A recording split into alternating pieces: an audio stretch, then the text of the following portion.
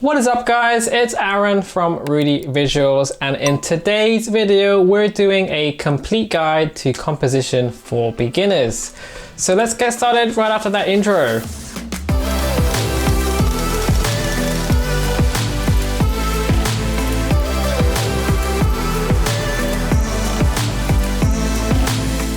So what exactly is composition? Simply put, this is how everything is arranged in an image or in a video. So remember, everything we're talking about today can be applied into photography and videography. So while I will be coming at this from mainly the point of view as a photographer, this is still all knowledge that can be directly applied to videos too. So you can think of photography or videography as having two sides. There's the technical side, learning the camera, shutter speed, ISO, lenses, lighting, that kind of thing. And then there's also the creative side. So having that creativity, being able to visualize and see and create compelling images with your eye. It's something that I'm still constantly trying to learn more about and improve. And in a sense, I don't think you can ever really hit a limit with it. There's always something new to learn, no matter what level you're at. Composition for me is the difference between simply taking a photo or a video compared to really crafting and making it. As a portrait photographer, it's fairly easy for me to create a compelling image by blurring out the background and focusing on people, on models. But really good composition is how the very best photographers and cinematographers find and create beauty and stories in everyday life. So for example, there was this photo of the two rats fighting here, I think it's in London, which won a Nature Award. And while there are certainly more exotic and interesting animals in the world, it's the composition, it's the story that this image tells that makes it so powerful. Now, a great quote that I first heard when I was first trying to learn about composition was, what works in an image and what doesn't. It's either working for you or against you. So in today's video, we're going to go through some of the key elements to think about when it comes to composition. Now, I'm definitely not an expert here. There's a lot that I still want to improve on, but I'll try my best to pass on some of the knowledge that I've learned and accumulated so that hopefully you'll be able to start programming your mind to consider composition and the various elements that go into it as well.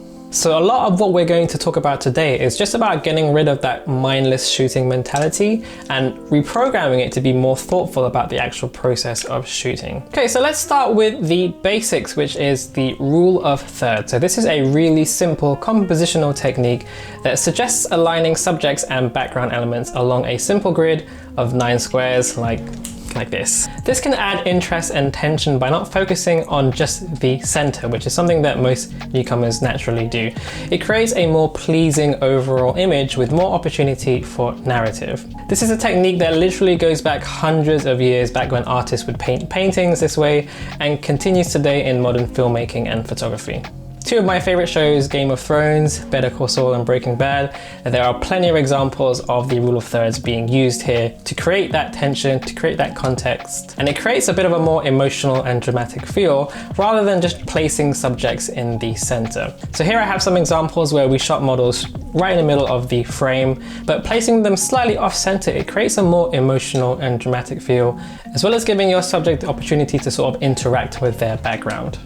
So pretty much every camera or smartphone has a grid line option like this. So the next time you're shooting a photo, shooting some video, practice placing subjects and background elements along these lines. Now, of course, these rules can be broken. There are times when you should. It's not a cut and dry rule.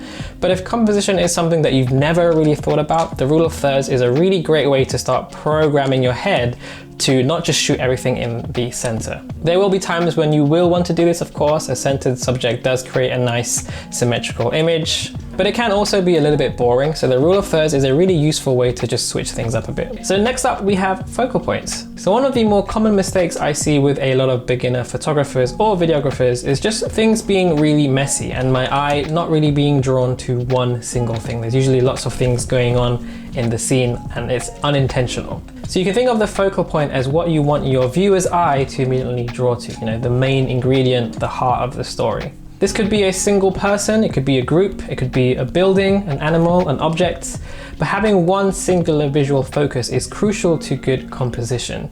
So of course, a really easy way to do this is just to keep things simple, keep things clean, A busy, messy background can take away from your focal point.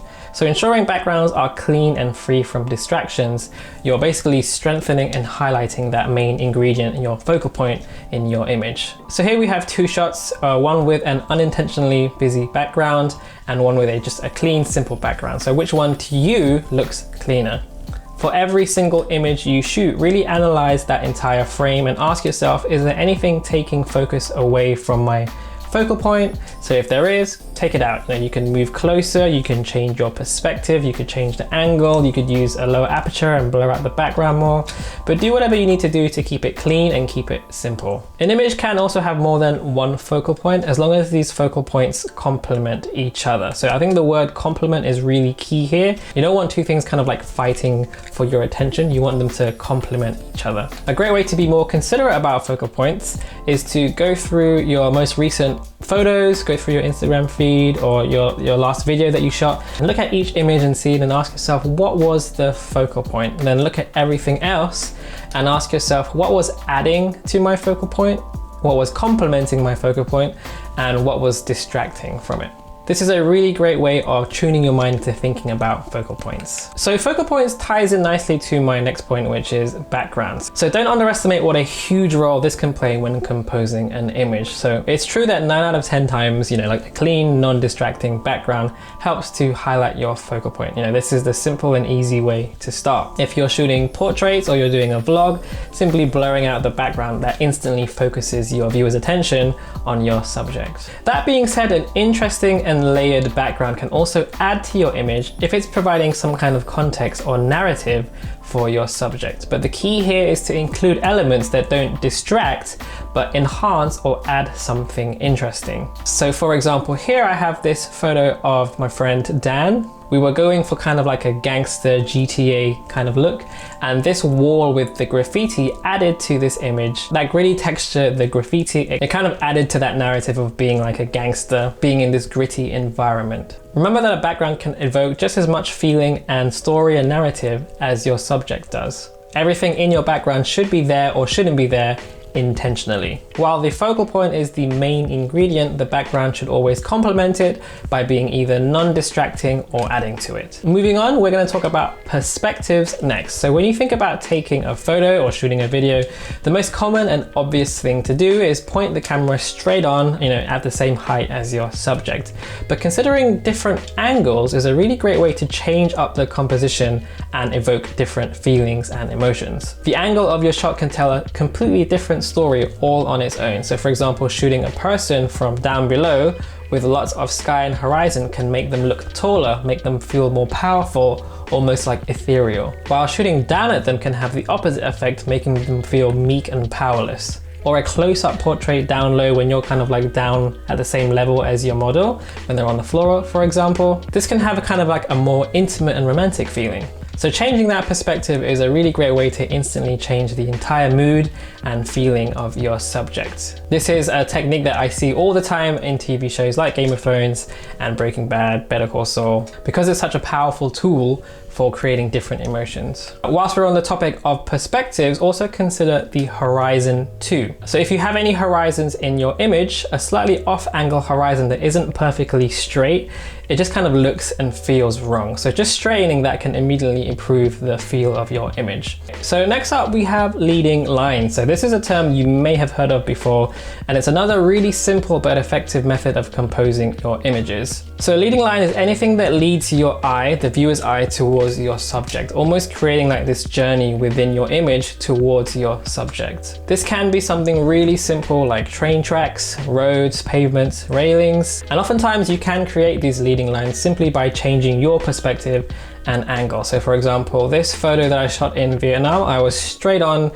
to these models and it was a perfectly fine shot, but then when I sort of leaned against this wall, it created these leading lines across the wall leading towards my model, which just created a bit more of an interesting looking photo. And actually, once you start thinking about leading lines, you'll kind of realize that they exist everywhere in life. So once you start programming your head into thinking about looking for them, you'll start seeing them everywhere. Like when you're on the train, at the airports, when you're stuck in traffic, at the supermarket. So this is a really great tool you can start using using instantly to create more interesting compositions. Okay, so framing. So when you hear the word framing, you might instantly think about a piece of wall art with a nice wooden frame around it, but this can also apply into photography and videography too. So framing is a really unique way to create dynamics within your scene to add depth and perspective. It's kind of like a picture within a picture. In photography, a really easy way to practice this is just to place subjects, in a door frame or by a window. And we've often done this too, so, surrounding subjects and framing them within flowers or things in nature.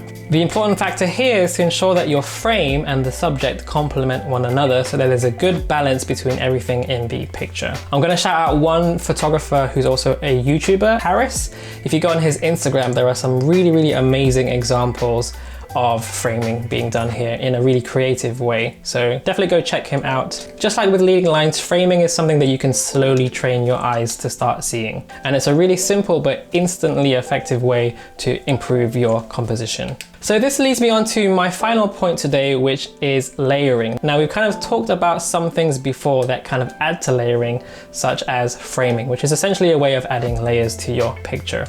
Now when it comes to photography, and videography, you can create depth, texture, and interest by adding and layering elements into your work. So even though photos and videos are technically 2D, you can make it 3D for your viewer by thinking about your focal points, your foreground and background as separate elements. This is probably the hardest technique here and one that can take quite a long time to perfect, and it's certainly an area that I'm always trying to improve on. So don't worry if you struggle with this one, as it's kind of like an ongoing learning process. Now the framing technique we mentioned before, this is a really useful way of practicing this because it's an easy way to add layers to your image.